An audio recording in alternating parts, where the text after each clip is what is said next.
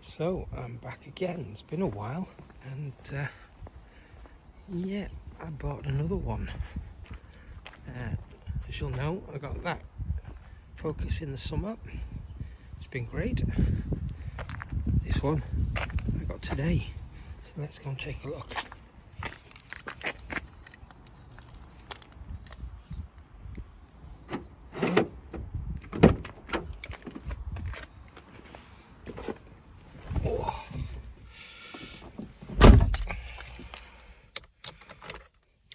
So I'm going to move forward in a moment and we'll have a proper look around the outside of the car. What we've got is 1.8 diesel. Make sure there's no noise coming. Oh, switch that off.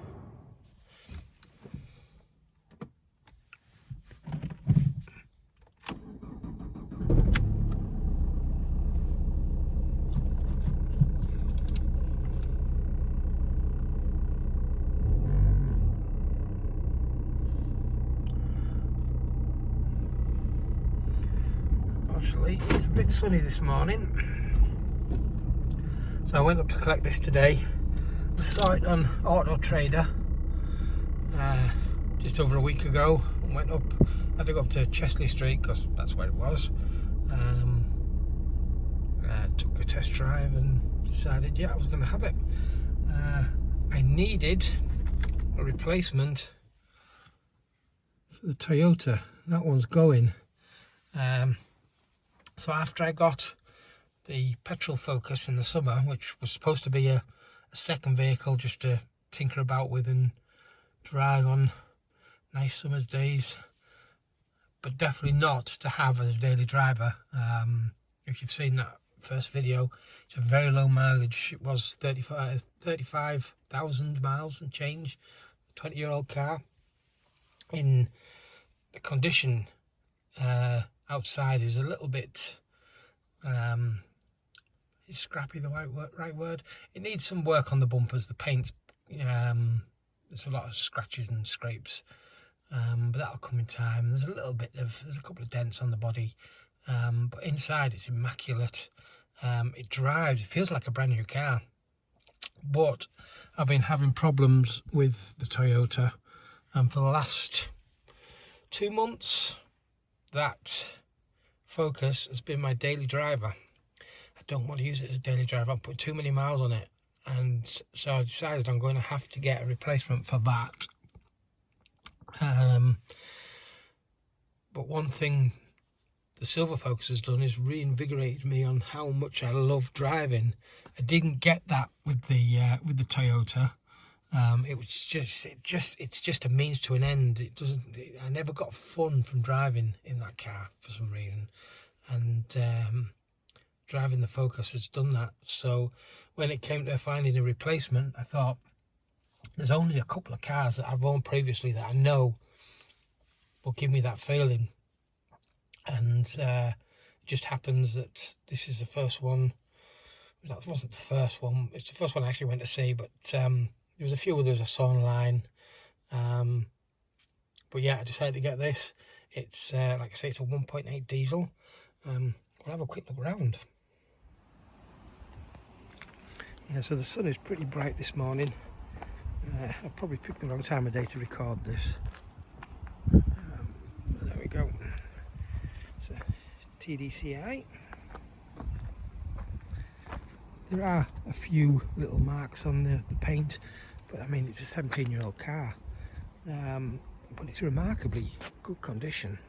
The mileage is way higher than the silver one, over 3 times in fact, and it feels it.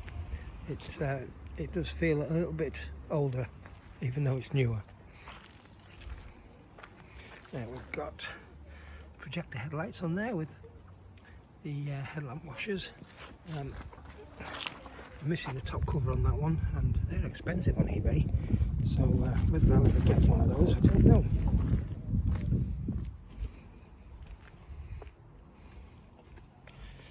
and as you can see, this one's a gear. It has a lot of refinement in it. Not all the bells and whistles, but not far off. It's much the same in the boot as the other one. It's very clean inside.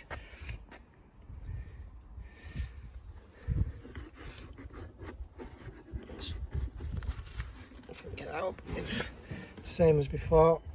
Space saver tyre. I'm assuming that must have been standard on these. I can see that wheel well is quite shallow, so putting a full size spare in there might not be possible, not without a big bulge in the boot area at least.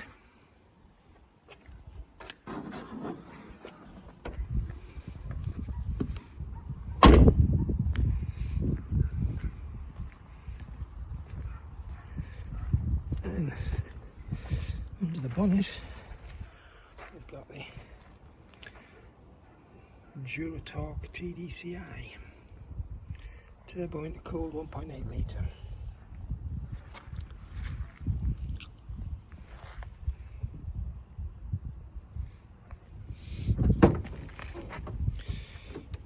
Now, as you can see, this one doesn't have the leather interior, but there's quite a few of them on eBay.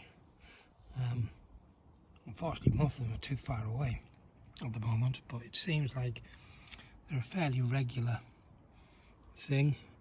This one's got the airbags in the seats like the other one does.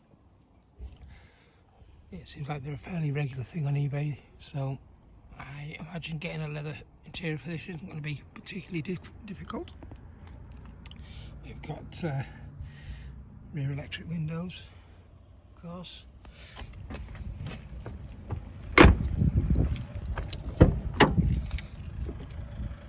See that? Oh, backing out of the noise. So the toys in here, we have, like I mentioned, electric windows all round, which have the one touch up and down on all of the windows. It also has the function on the key where you can, one press will unlock the door and open all the windows, and one press will lock the doors and close all the windows, which is a great feature to have. Unfortunately, the 3-door doesn't have that, although it can be done. It's from what I can gather, it's a real pain in the backside to do, but I've been gathering some parts, and that's one of the things that this car might be good for, is working out some of the wiring on that. I've already found a couple of things this morning on here that is definitely going to help with that car.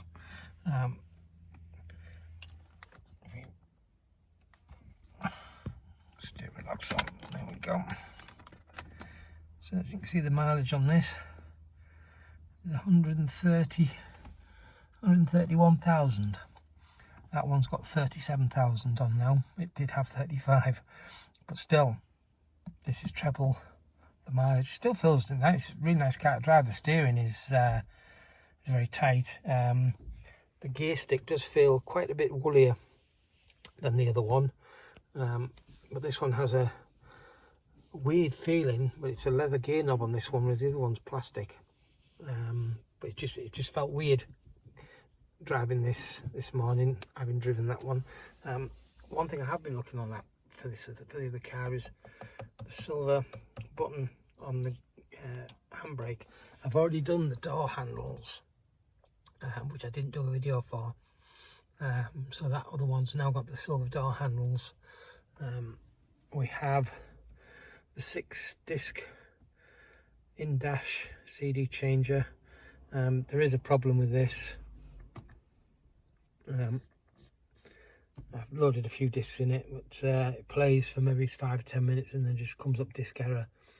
If you switch it off and switch it back on, it will start up the disc again for a little while, and then comes up disc error. Whether it just needs a clean, I'm not sure, but it loads the discs fine.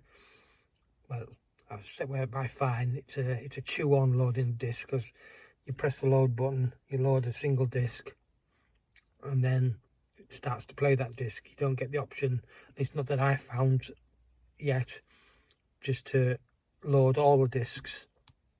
I haven't tried ejecting, whether it's going to eject just the disc that it's playing or whether it ejects all of them, I don't know.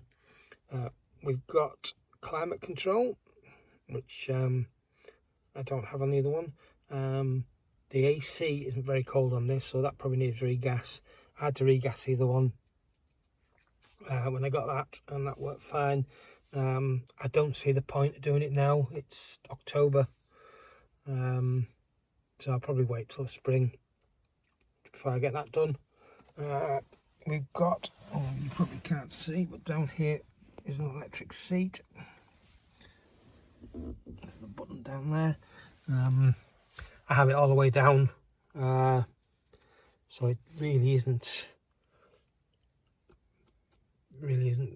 needed for me to move it up any further. Just doesn't give me the driving position that I want. We've got this armrest as well, which when you put it down works nice and well, but it gets in the way trying to put your seatbelt on, and for the handbrake it kind of gets in the way. Maybe it's something again that I'm not used to, and we'll just eventually get used to it. So yeah, I've had that up. One thing this doesn't have, at least that I've found yet, is lumbar support, and it feels, the back of the seat feels like it's got lumbar support, and it's been pushed all the way out into my back, which I don't particularly love that much. And then the interior lights that I've already changed in mine, they're a slightly different design to the ones I've put in mine. So I think maybe the ones I got came off a Mondeo, because originally the silver one had the single interior light without the map lights, which I've changed over. And then it's got the dome light at the back, which that other one hasn't got, although I have got an interior light to go in the back of the other one. But this style, although not quite this design, the same design as the one that's in that other car, but as yet I haven't got around to cutting the hole. I'm a bit scared of cutting the hole. And then under here we've got these vanity lights and slightly different mirrors. That other one's got a flap that pulls open, whereas this has got a little door on it for the mirror. What else have we got in here? Electric wing mirrors, I think they're just about standard. I set up the doors so that they lock as soon as you drive off. Anti-hijack mode, I think they call it, something like that, which I like. I had that in the Mercedes a few years ago. I'm not sure whether the Rover had that or not. But yeah, it's a good little thing, I think. Glove box, which is probably going to be a mess. There's my code reader in there. I checked to see if it had any codes. It doesn't. It's got the interior light in there,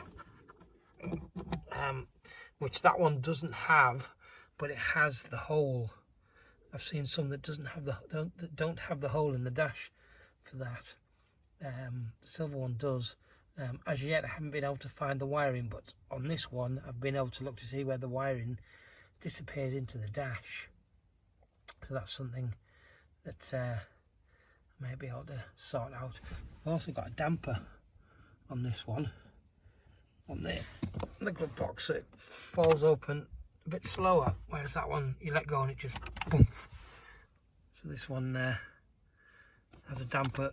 That other car doesn't have the hole in the dash for the damper, and I had a quick look and I couldn't find it. I don't know if we can see there, but wherever that damper bolts into the frame there, I couldn't see whether that other one had it or not. Also in here, it's got the interior light under here. Again, I don't know if that's showing up. It's there somewhere. So yeah, it's got the interior light under the dash on both sides. Now that one doesn't have on the back of this panel, there's a hook or an eye, should I say, that the interior light clips into. My car doesn't have that on, but I have bought another one of these, with that hook on, ready for the interior light. I've been holding off this last week or so. I was intending on just buying the cable with the right light fitting,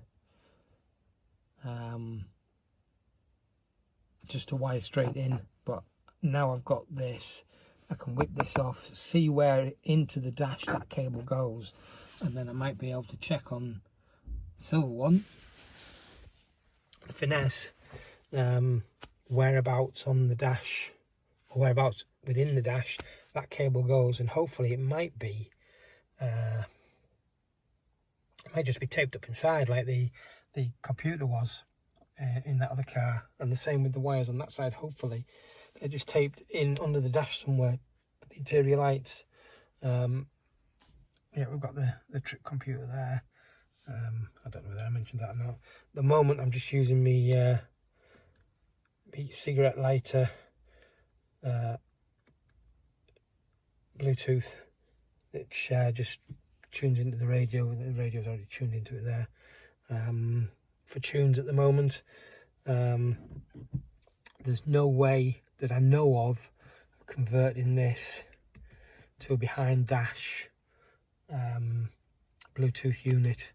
The CD player in the other car has a connection on the back for a CD changer, which you can plug in, use that plug to plug in an MP3, a Bluetooth adapter, which I've been looking at. It's pretty expensive though. My first thoughts with that other CD player is opening up and literally soldering onto the board a connector, which will trick the unit into thinking it's getting the audio from the CD, which there is a video, I think there's a couple of videos on YouTube about that, and all you need to do is burn a CD with music tracks that are completely silent. So you put the CD in, it plays silence, and then gets the audio from your Bluetooth unit, if that makes any sense. I'll try, if I can find the video, I'll link it below, because it's a good idea. It keeps everything behind the dash, but I've found since then that you can actually get a thing that plugs into the back of the stereo, which goes in for the CD changer, that has Bluetooth that connects to your phone or MP3 player or whatever. But the more expensive ones, you can actually control the tunes through the stereo or from the some noisy idiot walking by. I've lost my train of thought. Oh, from the stalk. The one thing I do like about this is I can have my phone in my pocket, or down here charging or whatever, and I can just skip through the tracks on this without having to pick up my phone, which I like that idea. If I get rid of this and go for a system where I solder onto the board with a connector into my phone, or a connector into a Bluetooth thing, doing that means I will have to physically handle my phone to change the tracks or change the music. So this other system is better, but £115, I think it was, on eBay. That's expensive, so I'm still looking for that. If cleaning the lens on this doesn't fix this, I might end up popping this out and getting, I mean, I've still got the radio that came in that other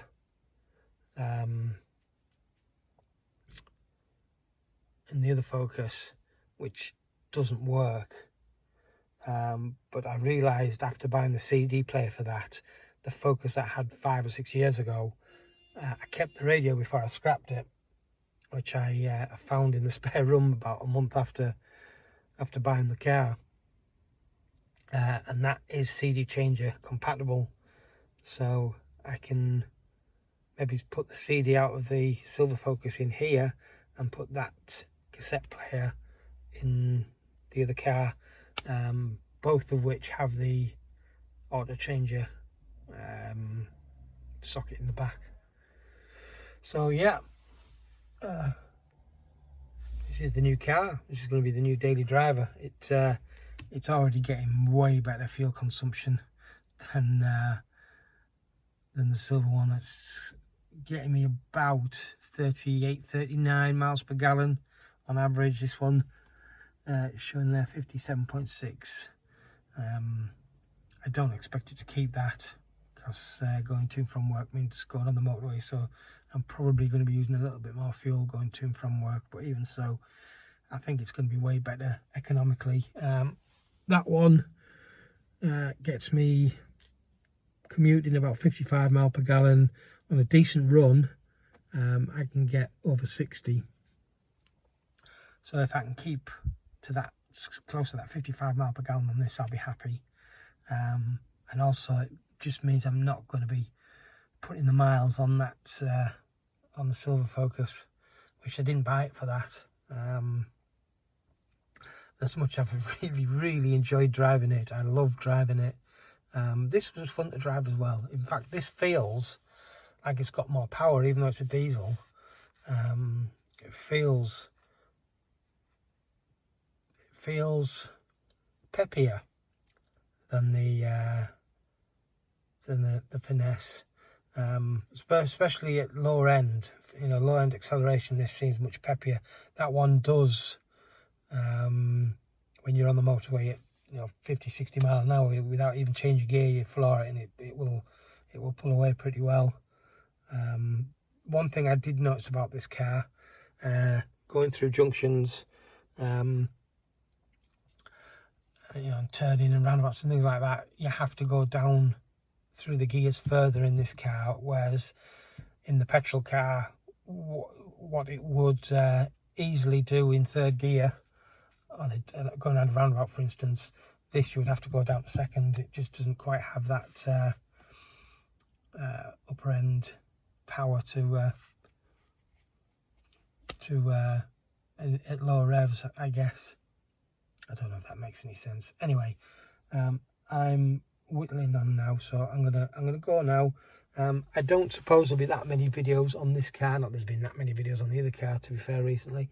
At some point, I do want to upgrade to a leather interior, so I will be doing that when one comes up reasonably cheap, local. There is one that I've seen right down at the bottom of the country on the south coast, a place called Deal, if I remember rightly, which is the perfect interior. It's a proper gear interior. It's got the armrest, even though I probably don't want to use it that much. I would like to try and get one that fits the car. Most of the interiors I've found don't have, same as the Finesse, don't have the centre rear armrest. It would seem that maybe only the Gears ever got that, because even though that car's got leather interior, it doesn't have that armrest. And this interior that I've seen has the armrest. It's out of a gear, so it's perfect. But like I say, it's at the wrong end of the country for me. It's several hundred miles away, and it's nearly 300 quid, which is way more than I want to spend on interiors. There's one that's not that far away for 90 quid, but it's for a 3-door, and I don't think it has the side airbags. That's another thing. I will have to get a set that has the side airbags in the seats. Otherwise, it's going to throw up a problem on the dash with the airbag system if I don't get the ones with the airbags in. Anyway, other than maybe at some point changing the radio, I don't know of anything else I'm going to be doing to this car. I just want to drive it, take it to work, go here, there and everywhere and enjoy it. Hopefully be doing more to the other car soon. Like I say, I've one idea I have had, and I'm not going to go into it too much now, is the wiring. I know the wiring for this is different to the 3-door. One of the first ideas I had with that car would be to get the one touch up and down on both the windows, and I just assumed it would be, in fact I originally just assumed it would be a change of switches, but it's not. And then I thought, well, maybe it's just the door looms, and it turns out it's not either. There's more to these door looms, because when I looked at the switches on eBay, the connectors underneath are totally different. But I found a video on YouTube of somebody converting their 3-door to the one touch, up and down, the global open and closing, all the goodies you get with this system, and the entire thing's in Spanish, so I didn't understand a word he was saying, but visually it showed me a lot, and I know there's a lot of difference to do in the wiring, a lot of things to change in the wiring. So one thing I can now do with this car is do a few little tests to see what might and might not work. So that's something that I could do at some point in the near future. Like I said, it's October now, and although it's a lovely day today, who knows how many more days like this we're going to get. I don't really want to be out here in the freezing cold doing stuff like that, but we'll see what happens. Anyway, thanks very much for watching once again, and yeah, hopefully catch you soon. Ta-ra.